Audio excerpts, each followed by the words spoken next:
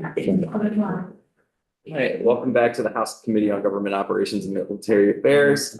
We are here this afternoon to pick up on and hear report backs from the Department of Liquor and Lottery. So thank you for being with us. My pleasure. So for the record, my name is Wendy Knight. I'm the Commissioner of the Department of Liquor and Lottery. I asked Skylar to be on call in case we get to the tobacco compliance report. I know you've asked me to discuss some of the reports that we have sent you. One is if I have the order correct, it's annual report, the fantasy sports test, the problem responsible gaming program in conjunction with the Department of Mental Health, and then if we have time, the tobacco compliance testing report. Sounds good. So it is. So I thought what I would do is give an overview of each report and then stop for questions before I move on to the next report. Does that sound good? Sounds good to me. Okay.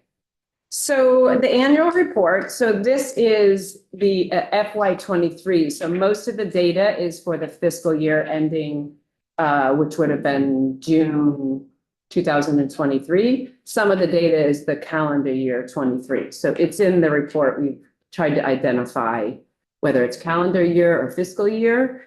So to start off with, we've talked about this last year. Our mission, we have a dual mission in the agency. And so we are responsible for selling products and enabling commerce, right? So we generate money to the general fund and the ed fund.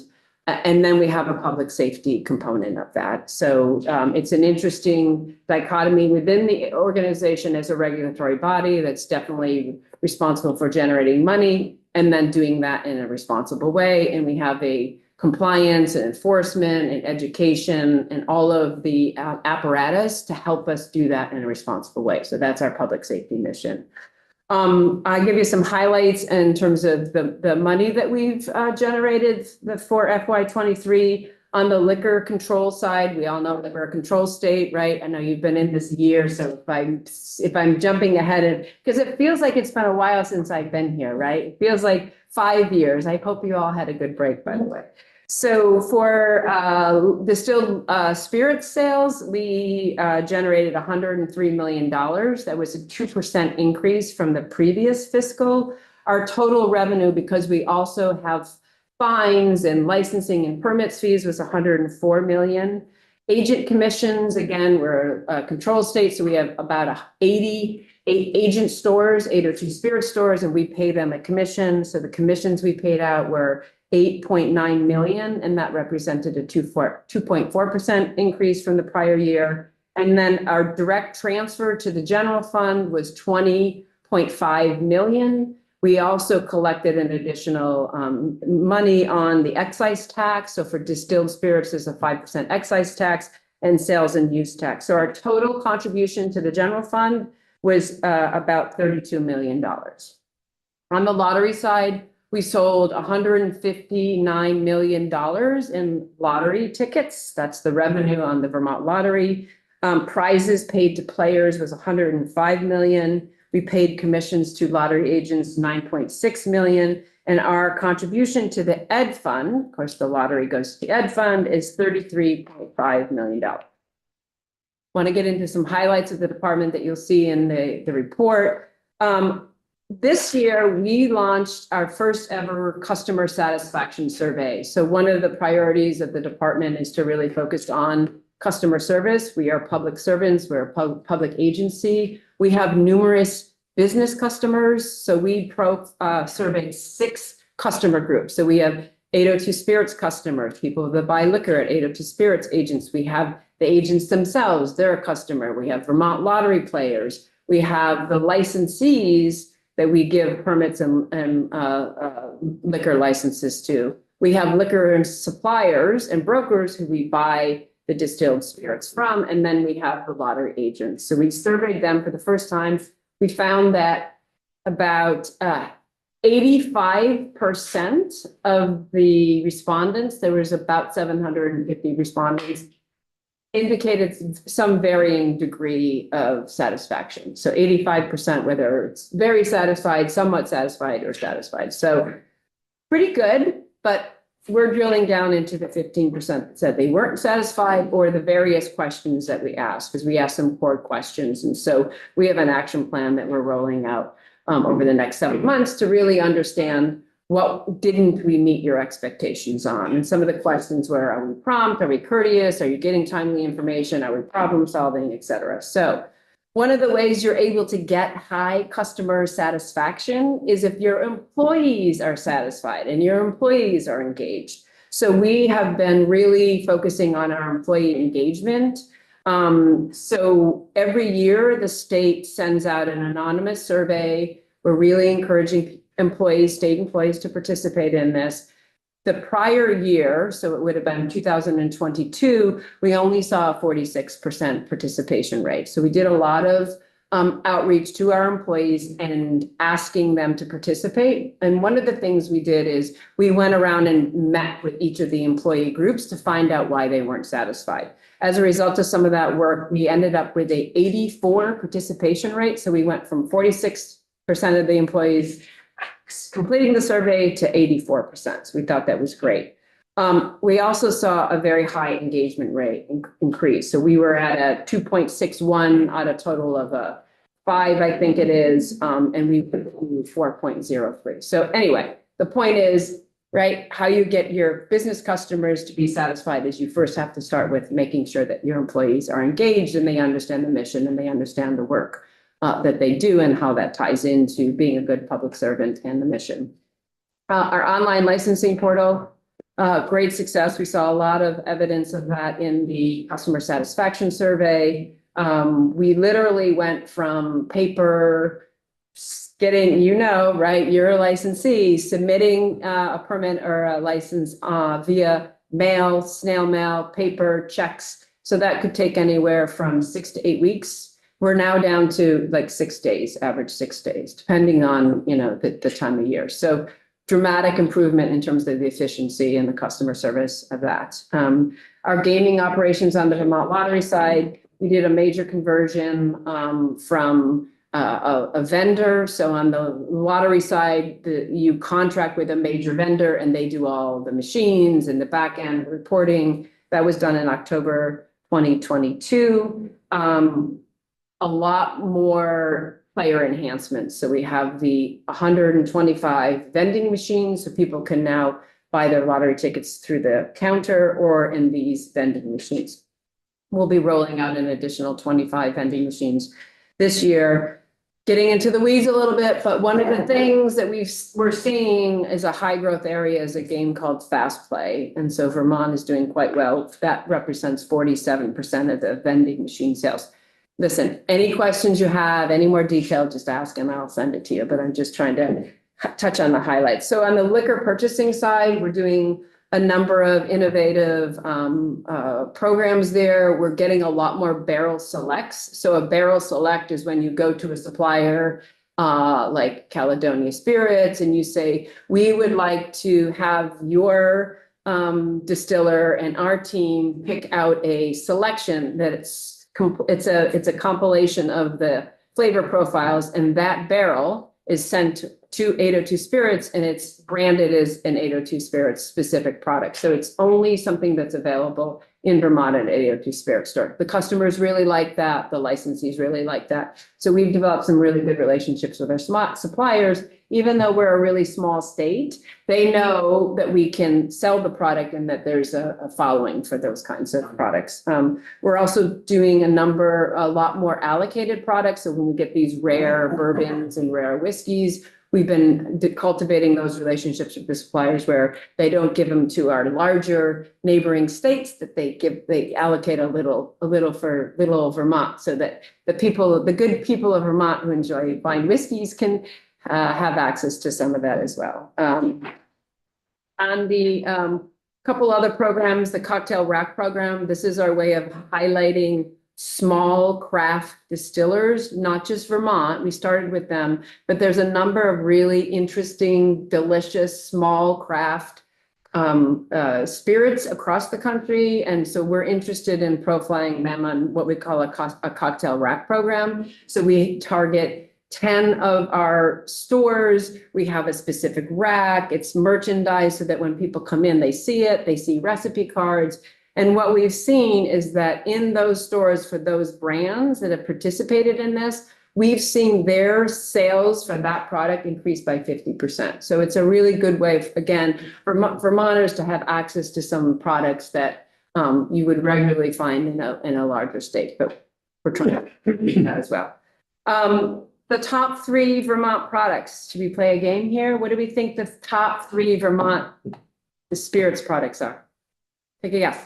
Bar Hill. Bar Hill what? I just looked at it. Oh, gin, Bar Hill Gin. Yeah.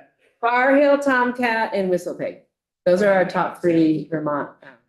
Yes. And so Tito's is the top selling product in Vermont. Tito's vodka, 750 milliliters, the top selling product.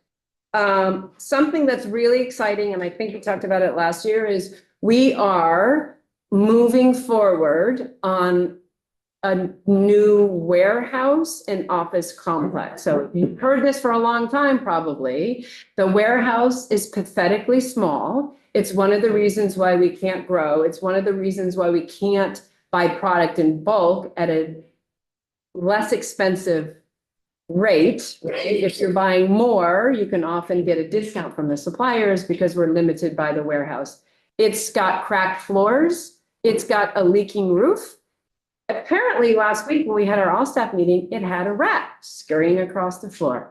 So the guys have, and they are all guys, saying long time, and I spend a lot of time in the warehouse. So we are on a fast track mission to find a new warehouse, and it would be an office, a new office complex and a warehouse. And so we've got our eyes on something that's existing. It's a private enterprise because we don't need to make sure that we're in a state-owned facility because we're an enterprise fund. We make our own money. So we're going to move down that path, which will get us into a better warehouse and a better office space, particularly the warehouse, so that we can grow and our cost of goods can be less. And the workers that work in there can actually have a decent place to work.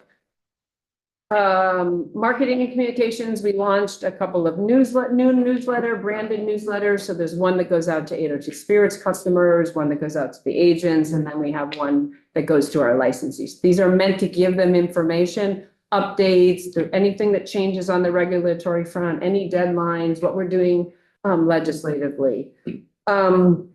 Social media, we've done a lot more in terms of using social media. I don't think the term marketing actually is in advertising is really reflective of what we do. We're not advertising a product. We're not convincing people to buy anything. We're basically letting them know, here's what the products that we have available, here's where you can find them, and here's how much they cost, which is a very different proposition than actively trying to encourage people to buy those products. So it's really more of awareness.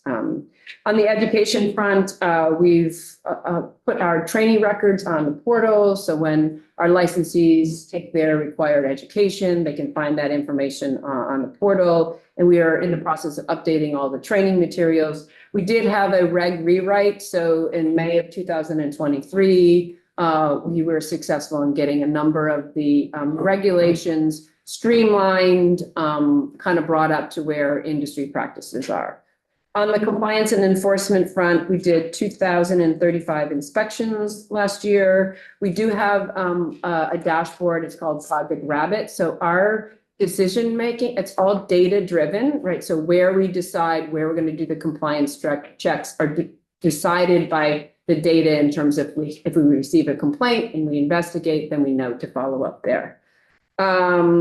What does this say? Oh, and the department is also involved in the governor's 10-point public safety plan. And that's where he has convened all of the agencies that have law enforcement. So not just Vermont State Police, but Fish and Wildlife with the wardens and DMV with their inspectors and VLL. And there's a cross-agency collaboration that's aimed at public safety. And so we've been involved in that. A lot of our work around that is our POLD cases. So that's place of last drink. And that's where if there's a a fatality or a DUI, we get called in. If there is a nexus to a licensee, that's where we get involved. We go find out, we do an investigation. Was there some sort of violation? And then we, pursue the appropriate enforcement and the education around that. We actually saw a decrease in the number of pulled referrals by 33%.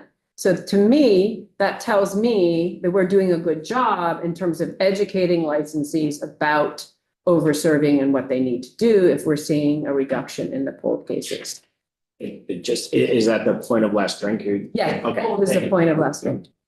We're constantly acronym listing in here. Yeah, I did say that.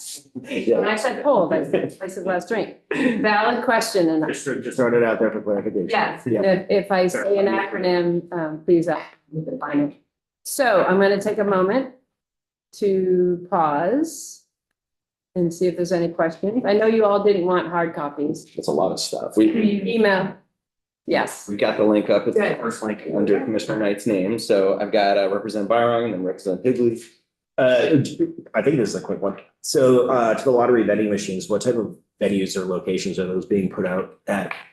So they're at 125 different, they're in Vermont Lottery agents. They're in the agency stores. Yeah, yeah. And I don't know, I could come back with information on what was the process. I'm sure it was sales, right? Okay, no. They're in our lottery agent stores. Thank you. Yes, they're not on a street corner or in the airport or. Down by the ATM. Yeah.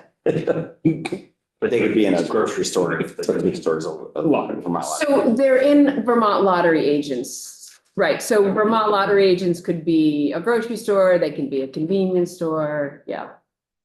A lot of us are new to your entire policy area, including the chair. So Yes, no I problem, ask questions that seem really obvious. no problem. And if I don't have the answer, I will say I don't know and get back to you. Representative Higley. Representative Byron asked my question. Oh. The answer. And so one of the questions that I had was that, I think there are a lot of trends of people that are consuming less alcohol, at least Yeah. many different things. Has that impacted revenue? It looks like there's still kind of a pretty perceptible increase in Yes, sales. I will say that, so the beginning of FY '24, we're in FY '24 fiscal, right? Fiscal year '24. We have seen a decrease literally month over month, trending down.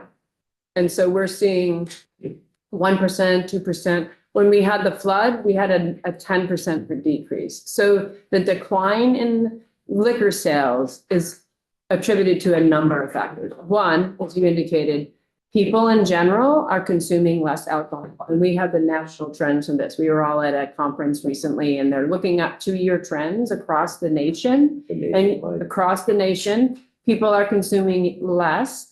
The younger generation, which they call the legal drinking age, younger population, they are drinking less. They're consuming more non-alcoholic. Sometimes it's a matter of event or function or what they feel like or what they're eating. They're not completely, not consuming, but they're consuming in different ways than some of us might have when we were of the young drinking age, right? I don't know, like you grew up, right? So it's an interesting dynamic. I don't know if you can pinpoint that specific reason to the decline in sales, right? Because we had 10 stores that were closed. So it's definitely a factor, the rise in much more quality non-alcoholic products. So, it used to be years ago, you just had O'Doul's and maybe you had 1 or 2 wines that were non-alcoholic. You now have a whole variety of products that are non-alcoholic, including spirits. There is a store a brand in New York City, 5 locations, and all they sell is non-alcoholic products. So I think we're seeing a really interesting development in terms of the non-alcoholic beverage space.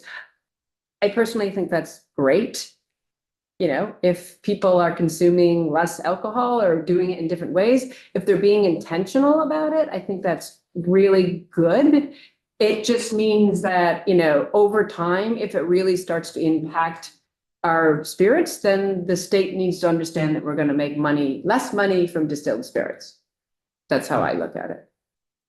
I mean, you know that alcohol is recession proof and, you know, people that want to participate in it and consume it and go to bars and alcohol, that's going to continue. But I do think it's an interesting development, the non-alcoholic spirits.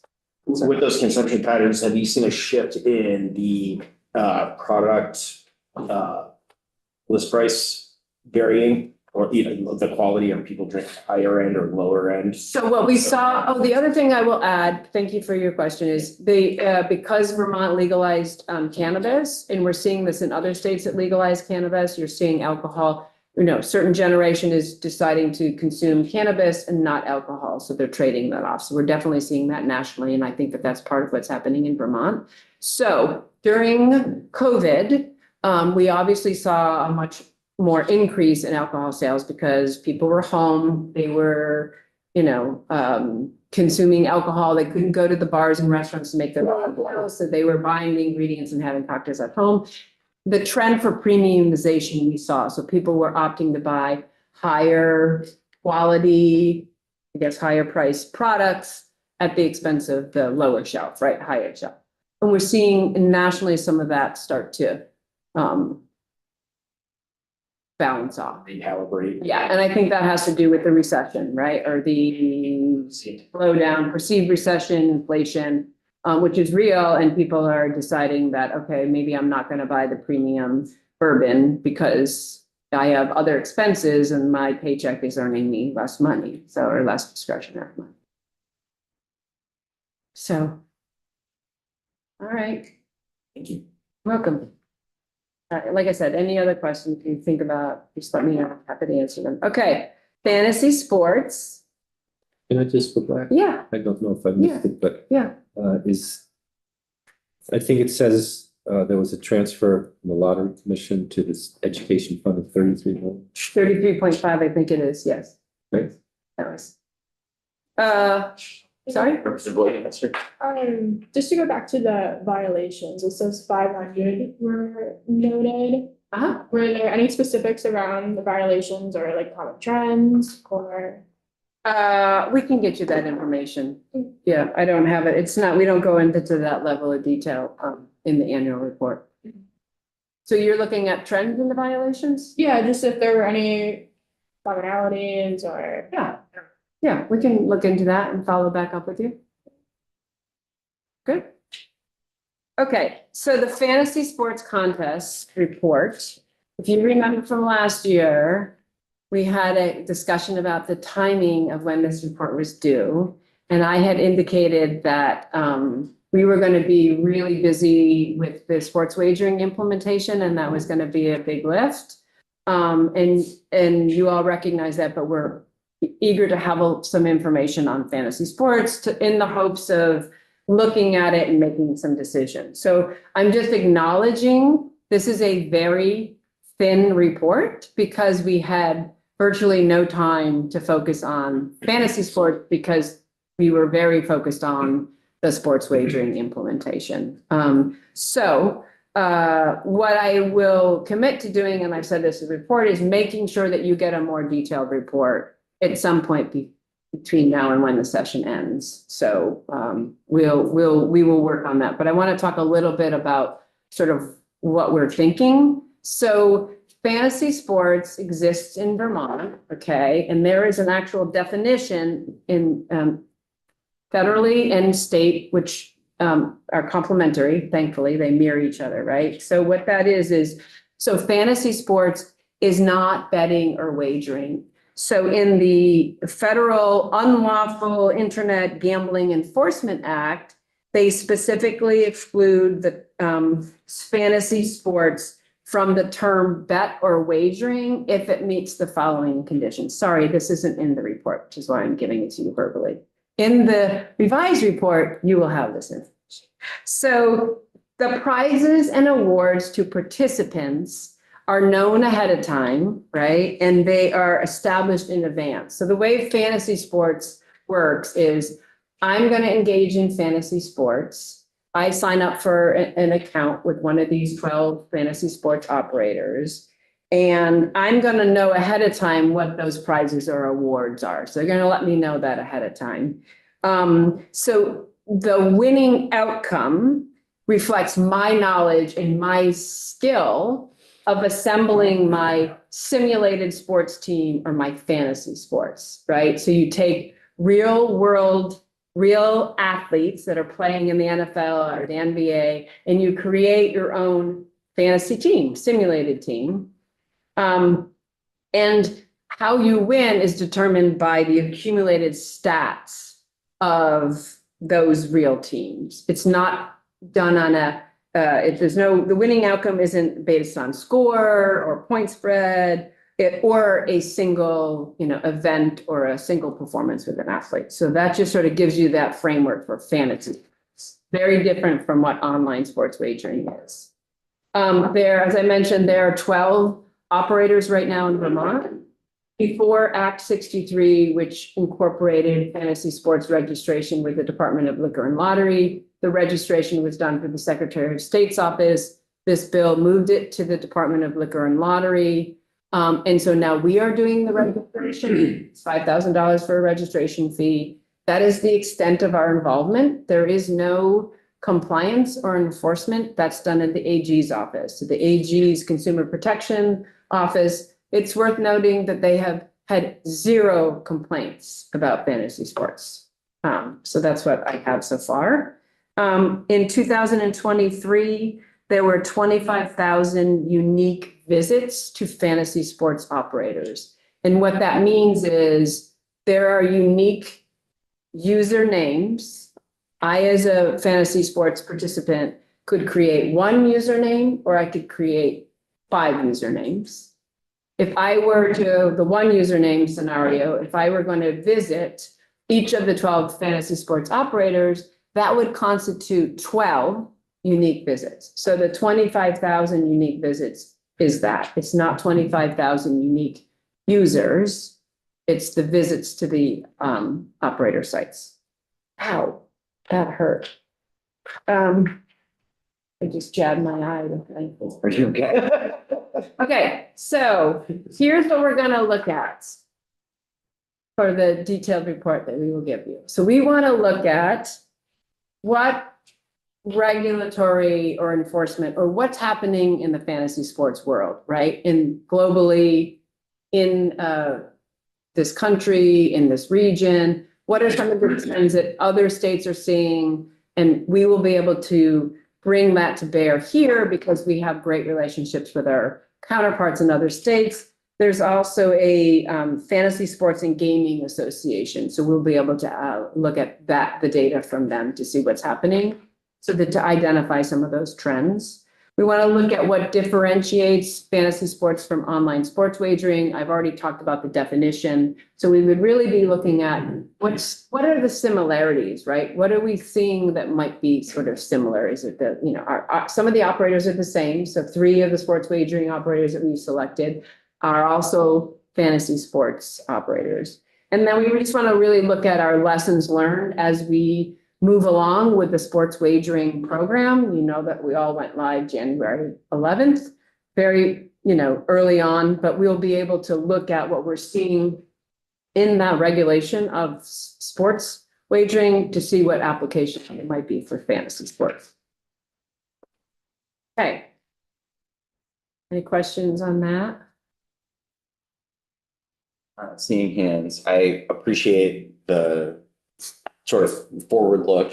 I think we were hoping that we'll eventually be able to get to a place where we understand, if there's a need to kind of bring fantasy sports or an efficiency in bringing fantasy sports in, especially since, if I'm reading it right, it looks like a couple of what I assume are the, major brands there's some overlap between a couple of the folks who were successful operators. Correct. On the Yeah. betting side, so.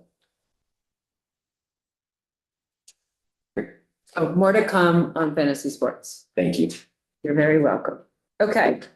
So we talked about online sports wagering. You all know it's live. The report I'm going to talk about now is the responsible gaming program, but I also want to leave a little time just to kind of walk you through what happened since we passed the bill and since the governor signed it, because I haven't seen you since then, right? You might have heard me on the news, but I want to talk about, what we've done and where we are.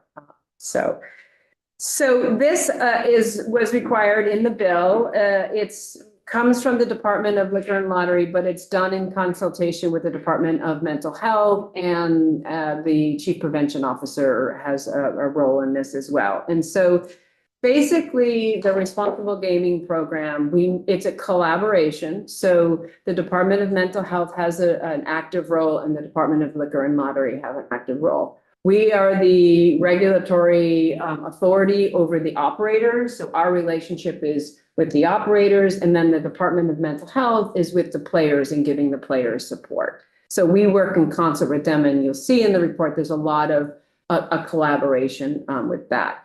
I also want to make it clear that this is not just sports wagering. If you remember, what we did is we took the existing responsible gaming program that the Department of Liquor and Lottery had on a contract with the Howard Center, and we rolled this into the Department of Mental Health. So we have a memorandum of understanding with the Department of Mental Health to do our responsible gaming, problem gambling services. And so there's funds that come out of the Sports Wagering Enterprise Fund, and there's funds that come out of the Vermont Lottery Fund.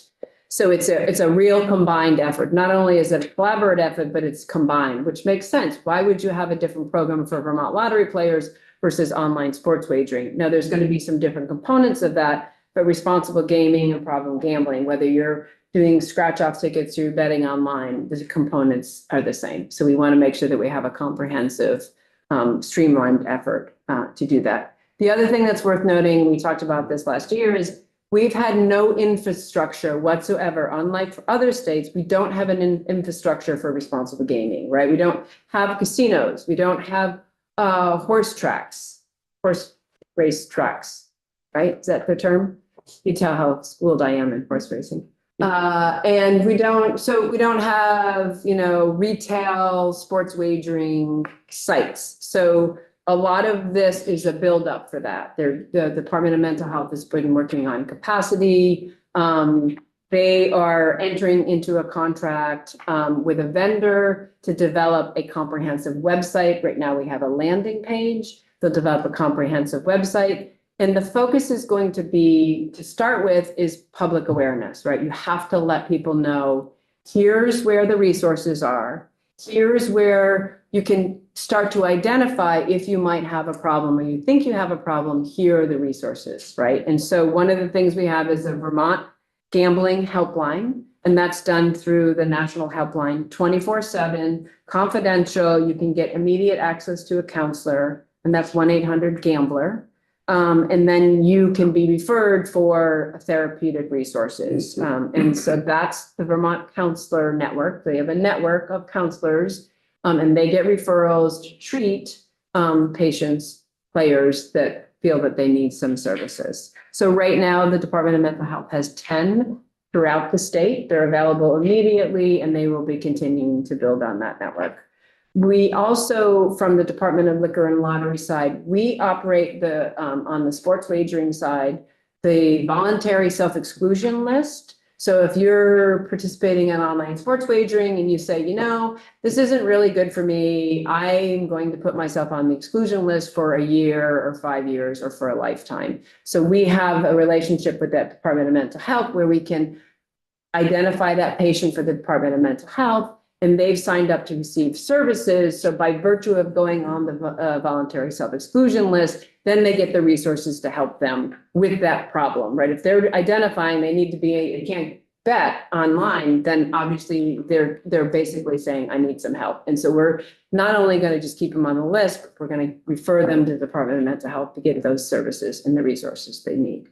So the other thing that the Department of Liquor and Lottery has done is we also have people within the department that are focused on responsible gaming. So I mentioned we had an education unit. They also are the interface with the Department of Mental Health, and our marketing communications folks. We're focusing a lot on responsible gaming. Remember, I told you earlier, our mission was public safety, responsible play. So a lot of our advertising, if you will, is really messaging. It's really more public service messaging. So We do that, and we will continue to do that with the Department of Mental Health.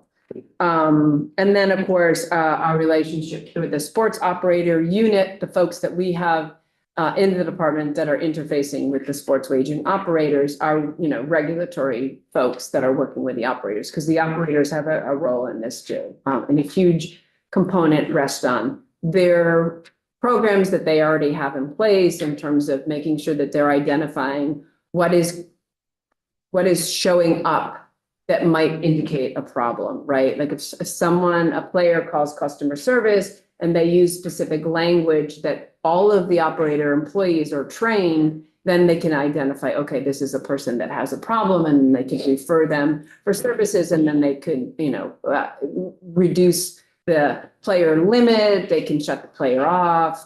So there's a lot of checks and balances just by virtue of the data that the operators have. So in terms of responsible gaming, we talk about what that looks like. I talked a lot about player education and awareness. So that's the first thing you want to do, is you want to make sure that players know what responsible gaming is and what responsible gaming is not, and where to get services and resources. And then the responsible gaming practices, setting limits that can either be done by the operator or the player themselves.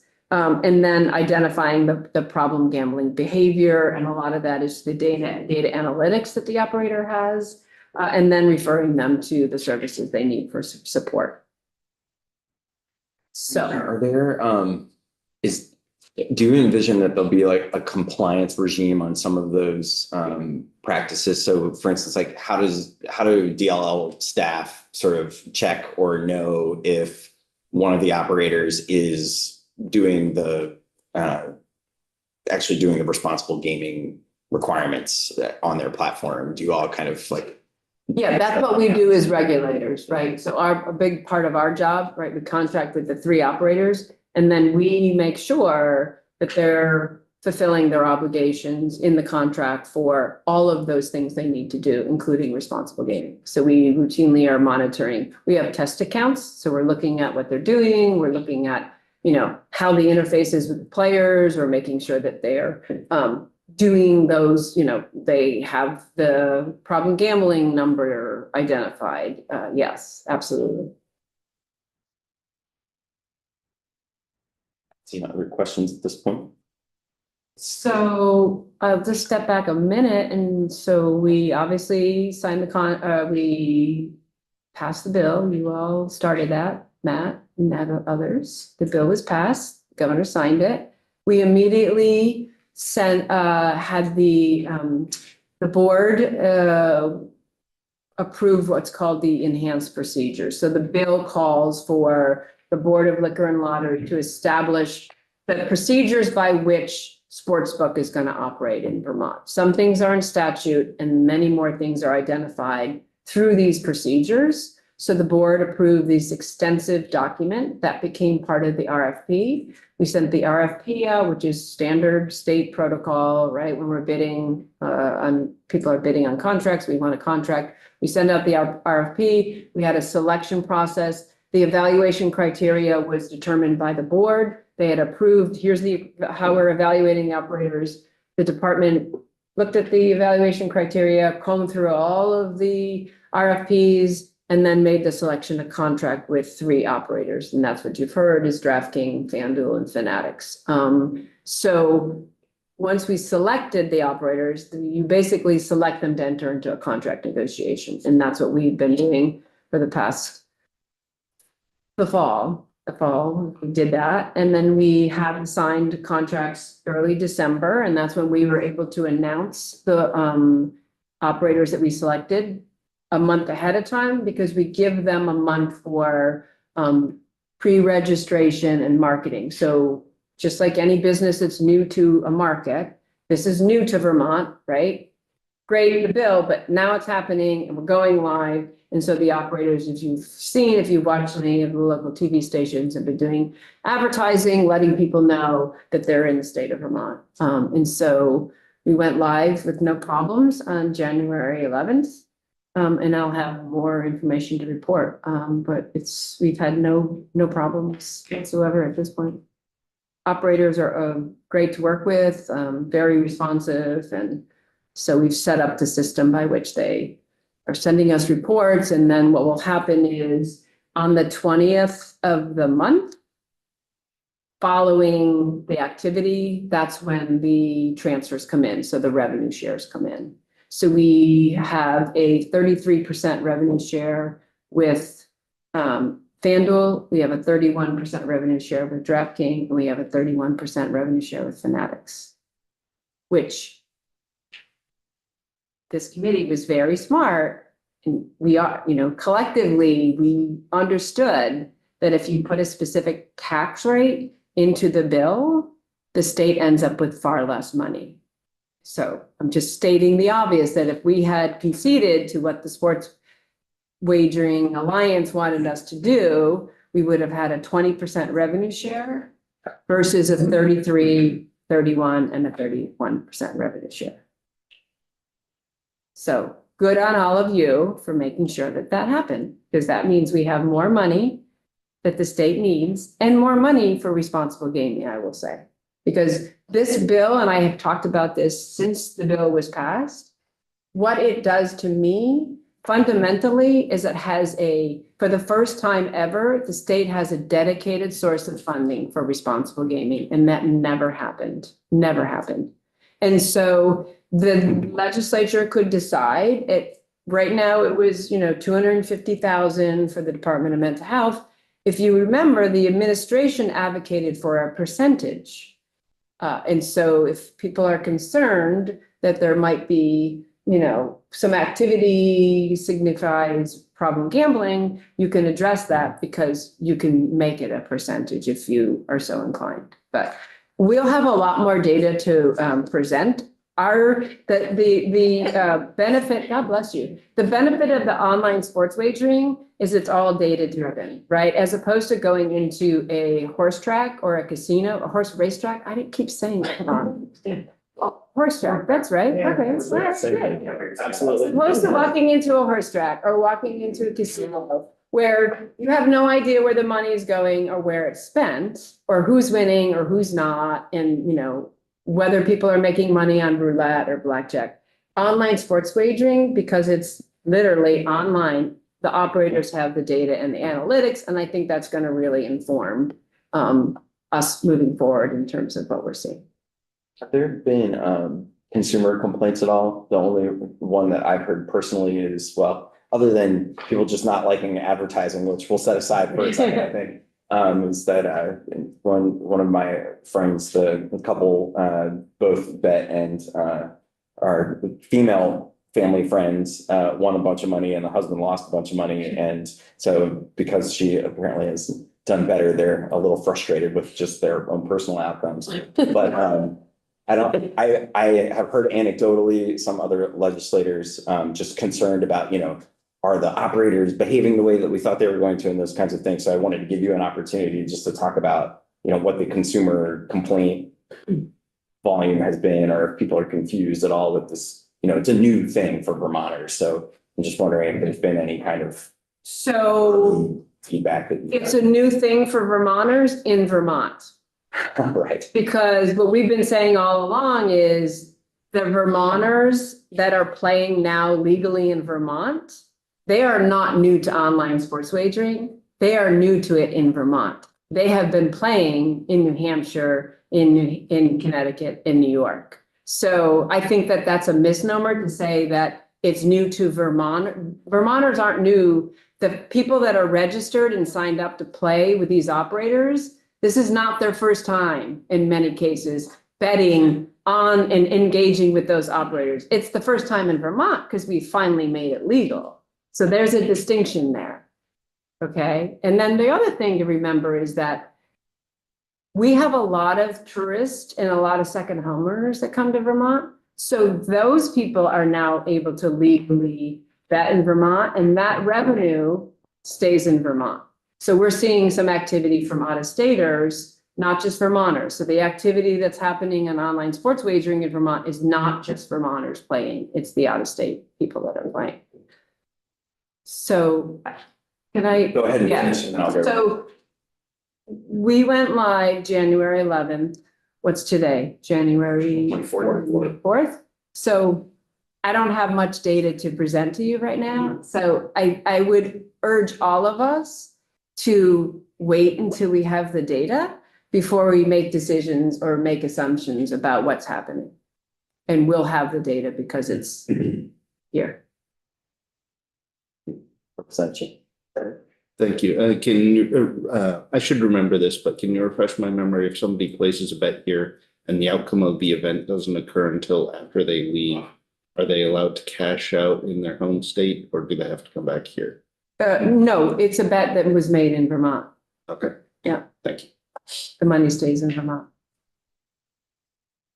Representative Waters. Thank you. Does the data that you're collecting include the helpline and the Department of Mental Health activity engagement? Yeah, we'll have that. Yeah. So just to be clear, it's the operators that are collecting the data on their customers. So the people that are betting on Fanatics or FanDuel, DraftKings, they're not, Yeah. it's not state data and we're not collecting it. We're just getting all of the data from the operators. And then we can compile across the three and start to look at those trends in terms of what's the average bet? What's the percentage of people that are betting from out of state versus in-state? Yes, we will definitely be with the Department of Mental Health looking at, as you've been asked, how many complaints did we receive? Because the department has a complaint form, so we receive those complaints and then we send them on to the operators. So we'll be tracking how many complaints we've had. We'll be looking at access to the helpline, how many people are calling into the helpline, how many people have signed on to the voluntary self-exclusion list, et cetera. Yeah, that's all data that I will have that to report on. Representative.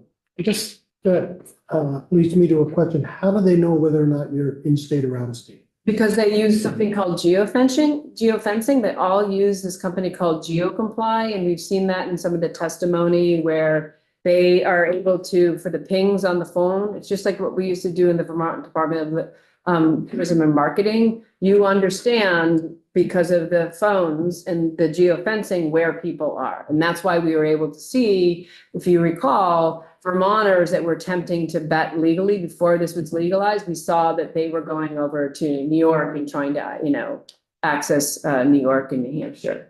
So it's called I'll give you more information on that. They use a company called GeoComply, and that's where we can see where the betting is taking place.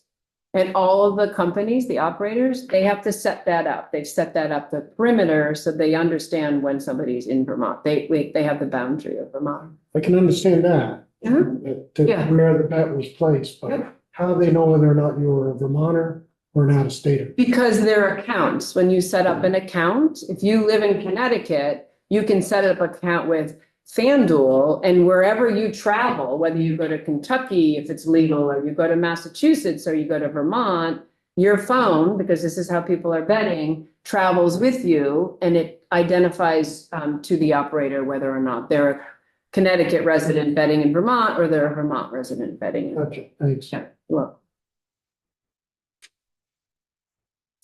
Any other questions?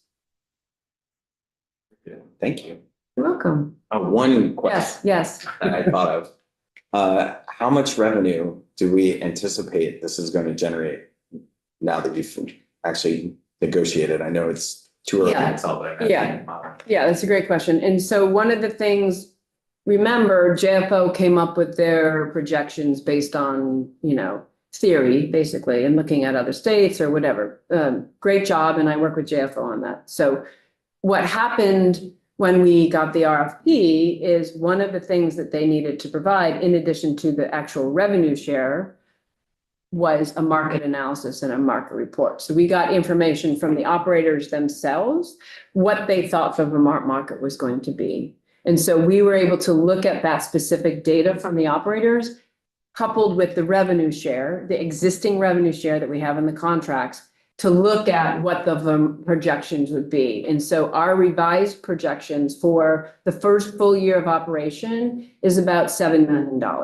So what we did, so if you take half of that, 3.5 million, but, I asked Adam Gresham, the commissioner, to say, can we just say 3 million for FY, the first 6 months? So we're looking at January to June. That would be the first 6 months of FY '23. And so the original estimate in the budget was 1.2 million, and then Adam revised that in the BAA. And so it went back and said, actually, it looks better because we have this more accurate analysis. And so that's what we're looking at is $7 million for the first full year of operations. But I would think that, so FY '24, we're looking at $3 million.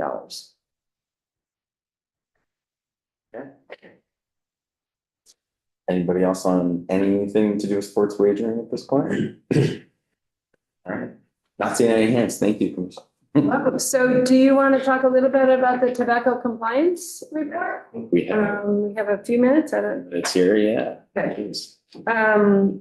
So we are statutorily obligated to conduct tobacco compliance tests, surveys, and this is and Skylar does this much better than I do, but I'm going to attempt to give you the details. So this is in the statute. Title VII is where the alcohol beverage statutes are, and 1007 describes our compliance rate. We need to achieve a 90% compliance rate. And overall, this calendar year, we did a 90.05 compliance rate. So we're definitely seeing that our agents are compliant. And Skylar, do you want to talk about the mechanics of it and how we use tobacco? Representative Hango has a quick question. Yes. Not even a question. Right. It's just a typo. The report is to us, not general housing anymore. No. Oh, Jesus. Sorry. Sorry. No, Sorry. My brain just works like. So the other thing, speaking of errors, and I'll take responsibility for this, on page 7, there's a discrepancy from the table and what's written above the table. So what I'm gonna do is, I'm gonna send you a revised report that has no typos and no errors, so you'll have that, you'll have that tomorrow. But essentially, and Skylar, you're good at describing this, but we use minor, we have a minor compliance program, and then they attempt to buy tobacco. That's where we have our investigators to surveil to see whether that happens. And then we record whether or not the minor was sold tobacco. We also record whether an ID was asked or not. And so that's the table that I referenced that had some inaccurate information. So basically we see that on page 7, you're looking at the data. We had, as I mentioned, 90.5% compliance rate. So most of our agents are actually not selling to minors, which is great. That's what we want. And then we see that 28 establishments asked for ID. That's 43.7%. So they asked for ID and still made the sale to minor, right? Which is problematic. And then we have 57 or almost 57%, 36 that did not ask for ID and made the sale. Skylar, do you want to talk any more of some overall that I missed that you thought was worth talking about? Absolutely, Commissioner. Happy to answer any questions that the committee might have. For the record, my name is Skylar Janest. I'm the Senior Director of Licensee Operations for the Vermont Department of Liquor and Lottery. I do want to just clarify, this report is required, obviously, under Title VII, 1007 to the committees of jurisdiction. Also, this report is used by the health department. There's some federal legislation that ties this work to what's known as SINAR data surveillance. And states are required to collect this data and report it to the federal government to get access to a significant amount of block grant funding. So the department is happy to assist our Department of Health in collecting this data. We work closely with the Department of Health in collating the data so that it can be reported to as our states sign our data and again get us access to that block grant funding.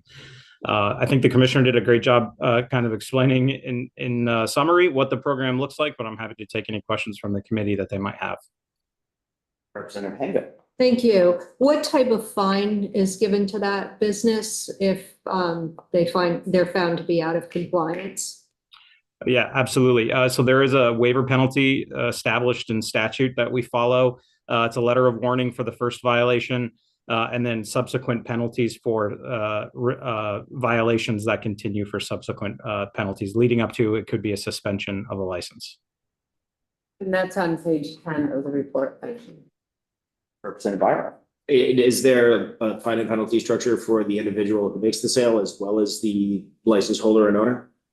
That's correct, Representative Byron. There is a Vermont civil violation complaint that can be issued to the clerk for the furnishing of tobacco products to the minor. It's a much like a traffic ticket is what you'd be the most familiar with. It's a $100 fine for the first offense and increased penalty for the subsequent offense. I think it's $300, but I'd have to double check my my waiver penalty schedule for Title VII.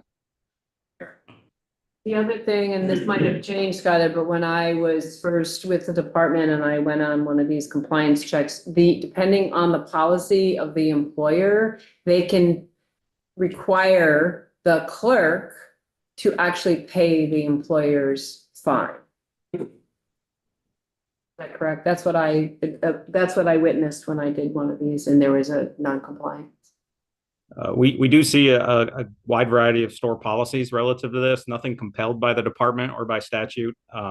We've even seen the inverse, where the store will cover the individual clerk's fine. We also see stores that greatly monetarily award clerks who pass a compliance check with monetary bonuses. Some I've seen as high as $500 monetary bonuses.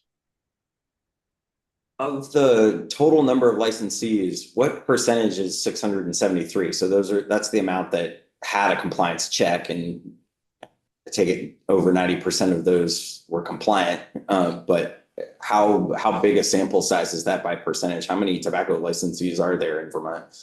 So we, as required by Title VII, we do attempt a compliance check at every single one of our licensees. So as of today, there are almost 1,300 licensees, just shy of 1,300 tobacco licensees. For a lot of reasons, we couldn't complete every test. So that 673 is every time that our minor could actually ask a clerk for a tobacco product. The remaining that couldn't be tested had to do we call those incomplete checks. It could be everything from a seasonal business that's only open certain parts of the year and we're closed at the time of our check. It could be that the establishment is licensed but no longer sells tobacco products. It could be that the minor employed by the state actually knows the clerk. So it would have compromised the check should we have sent them in there. So we do attempt a check at every single one of our licensees yearly. And we had 673 successful attempts in 2023. Representative Byron. Do you know how this 90.5 compliance rate matches to neighboring states, New York, Mass, New Hampshire, et cetera? I don't have that data. However, I think the health department does. I think we get SAMHSA SINAR reporting metrics for across the country. So I'm quite confident I can track down that information for the committee. Yeah, I would just be interested to see how we compare regionally.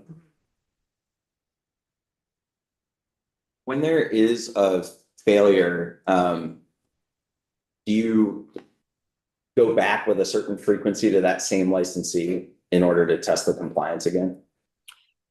Yes, Mr. Chair, we would go back for every failure. We will always revisit that establishment within 60 days to attempt to ascertain for future compliance. And I would say very, very high level of compliance for subsequent checks. It's very, very rare that we get beyond a second violation. Another question I had was the 30 or so failures where the clerk checked the ID and then still made the sale. What do you think is going on there? That seemed really odd to me, just as a person who's not totally versed in this and hasn't been on the committee of jurisdiction before this by any. Yes, these are often perplexing for our investigators as well. Understood. Right. Well articulated. Yeah. The most common reason we used to get cited, and this would have been prior to our Tobacco 21 legislation, was they would say, "Oh, I got confused on whether they were 18 or 21, and I didn't know if I got confused between what regulated product was being sold." sometimes we often would kind of at least acquiesce to that confusion, and we could understand that. You would see minors with vertical IDs. Sometimes our minors are old enough to have the horizontal IDs, and so that was at least a confounding issue relative to the correct identification. It's really not the case anymore. We have one age of majority for regulated products, and that's 21. So that excuse has left. Oftentimes, to be frank with you, what we do ask, what made you think this was a legitimate of age ID? And they'll just simply say, I was just going through the motions. I looked at the ID and I just either entered. A lot of point of sale systems require a date of birth to be entered. Sometimes they'll say, I just entered my birthday, the clerk's birthday, just to process the sale, or inattention to the duty that was at hand. So we usually really leverage some teachable moments and some education in those encounters. Thanks. Representative Chase has a question.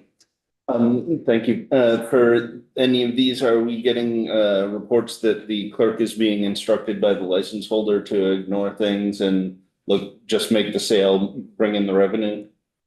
No, I in my 10 years with the department, I've never seen evidence of that. I always characterize it as this. Generally, our licensees want to do nothing more than comply with the laws and regulations before them. That 10% compliance you see, the 10% of non-compliance that you would be seeing there is a mixture of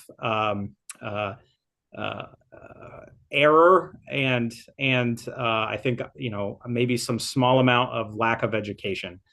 If there were willful non-compliance that our department would see and have evidence of, those licensees would go before the board if we could show some evidence of that, and we would be seeking some other regulatory resolution other than just the monetary penalties spelled out here in statute. Thank you.